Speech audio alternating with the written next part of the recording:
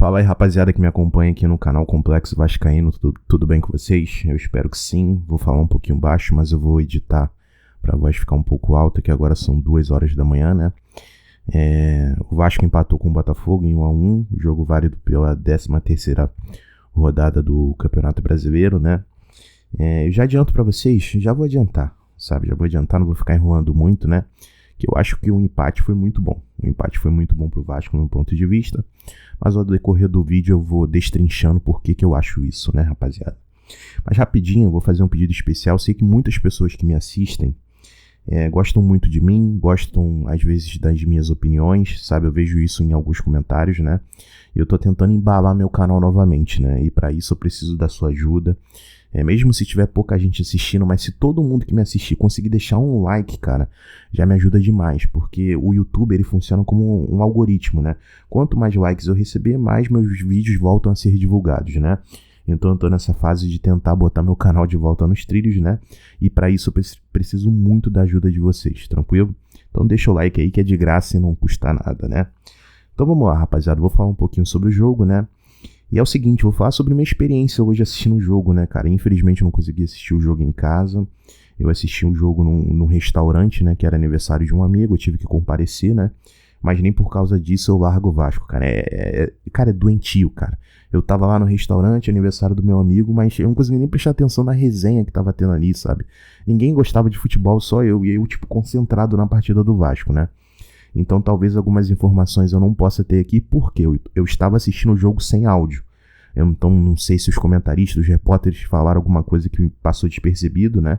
Mas eu vi algumas informações no Twitter, alguns bastidores ali que eu não consegui saber só enxergando, né? Só assistindo o jogo, porque eu estava assistindo o jogo mutado, né? Rapaziada, é o seguinte, vou destrinchar um pouco porque eu acho que o placar foi justo, né? Voltando um pouquinho no vídeo de ontem, rapaziada. Cara, o Botafogo tem um time menor que o Vasco. Isso é muito claro, né? Inclusive eu tô com as escalações aqui, né? Cara, rapaziada, é o seguinte, vamos lá, do meio pra frente. O Vasco tava com Hugo Moura. Daqui a pouco eu falo dos jogadores, né? Alguns jogadores desses que eu vou citar, né? A gente tava com Hugo Moura, JP, Lucas Piton jogando de ponta esquerda. Situação deprimente, cara. O Vasco não tem nenhum elenco. O Vasco não tem um time e muito menos um elenco, né? A gente vê isso nessa situação de colocar o Lucas Piton ali de ponta, né? O David fez muita falta. O David não é um cracaço, eu falo isso sempre, mas o David fez muita falta, né? A gente tinha o Estrela, a gente tinha o Adson e a gente tinha o Verratti, né? E agora comparando com o Botafogo, né? O Botafogo tinha o Tiquinho Soares, tinha o Eduardo, o Luiz Henrique também, pra mim, que é um jogador fenomenal, né? Eles tinham também o Marlon Freitas, que o Vasco procurou e tal. Eu acho um volante até de qualidade, Tietê, entre outros jogadores, né? Então, cara, já de começo de jogo você vê que o elenco do Botafogo é melhor do que o do Vasco, né? E as realidades são diferentes, rapaziada. O Vasco hoje, não sei se a nossa janela de transferências pode mudar. Mas, rapaziada, vamos ser realistas, rapaziada. Eu não tenho um canal aqui pra ficar iludindo vocês. Eu nem vou me iludir. Eu não gosto de me iludir. Eu vou ser sincero, rapaziada. O Vasco hoje vai brigar pra não cair, cara. Isso é um fato. E o Botafogo tem time pra brigar por coisas boas. Nem digo que o Botafogo vai brigar pra ser campeão, mas o Botafogo com esse time briga por vaga na Libertadores. Isso é fato, cara.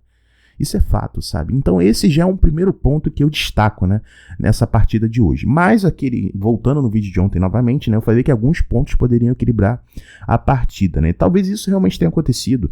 Talvez a torcida do Vasco tenha conseguido ser o 12º torcedor, né, como já fez muitas vezes, mas eu vi umas pessoas falando ali que a torcida do Vasco tá meio estranha, né? Acho que a torcida do Vasco tá meio ressabiada com esse momento que a gente tá vivendo, né? E até um fator que eu comentei ontem também, eu dei uma pincelada, mas eu não me aprofundei muito, foi em relação à arbitragem, cara.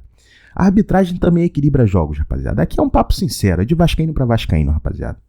Eu não vou me ausentar dessa situação não, sabe? Contra o Bahia nós fomos muito prejudicados com a expulsão do David, né? E nesse jogo, cara, era pra gente ter tido um jogador do Vasco expulso, né? E infelizmente o Hugo Moura, cara, fez uma lambança ali, chegou no Tietê de uma maneira totalmente errada e era pra ele ter sido expulso. Isso é um fato, era pra ele ter sido expulso, né? E ele não foi expulso, então querendo ou não, isso beneficiou um pouco o Vasco, sabe? Então é o que eu falo pra vocês, cara, às vezes algumas coisas conseguem equilibrar as partidas, sabe? Talvez esse fator do Hugo Moura não ter sido expulso, a nossa torcida presente. E outro fator também muito importante, né? Que o Vasco vem se entregando muito dentro de campo. E eu tô gostando muito da cabeça dos jogadores do Vasco, cara. Os jogadores não estão se entregando. E mais uma vez isso ficou claro. O Vasco novamente começou o jogo perdendo e a gente buscou o empate. A gente lembra que contra o Bahia a gente começou perdendo e a gente buscou um empate. Contra o São Paulo a gente começou perdendo e a gente conseguiu a virada, cara. Então, rapaziada, apesar do nosso time ser tecnicamente ruim, vamos ser sinceros, né? Tirando o Verratti e talvez outro jogador, cara, a cabeça tá boa, cara. A cabeça tá boa. E o Paiva, no meu ponto de vista, ele ganha muitos créditos, né? Com esse pensamento que ele tá conseguindo colocar na cabeça dos jogadores, cara. O Paiva ganha muitos créditos, no meu ponto de vista, né? E mais uma vez isso aconteceu hoje, né? Falando um pouquinho da partida agora, entrando no jogo, né? Cara, o jogo foi ruim. O jogo foi ruim. Primeiro tempo muito estudado, apesar do Botafogo ter peças individuais ali muito qualificadas, o jogo era muito estudado no primeiro tempo, o jogo muito truncado. A partir do segundo tempo eu vi um Botafogo melhor que o Vasco, muito pelas peças individuais, né? As peças individuais do Botafogo estavam trabalhando bem. Eles conseguiram uma jogada ali ou outra e tal. O Léo Jardim também fez uma defesa espetacular. Mas infelizmente já vou falar do gol, né? Ele fez uma defesa ali espetacular. Então a partir do segundo tempo eu acho que o Botafogo ele conseguiu ter um pouco mais de espaço, né? Obviamente os jogadores do Vasco se cansaram um pouco e a qualidade individual das peças do Botafogo conseguiu se destacar um pouco mais, né? E infelizmente a gente tomou o gol, né? Mas antes de eu falar sobre o gol, só vou falar mais um detalhe aqui. Deixa eu ver minha cola aqui. Pra vocês verem a situação, rapaziada. Quando eu falo assim de comparação, não é somente sobre o time titular, né?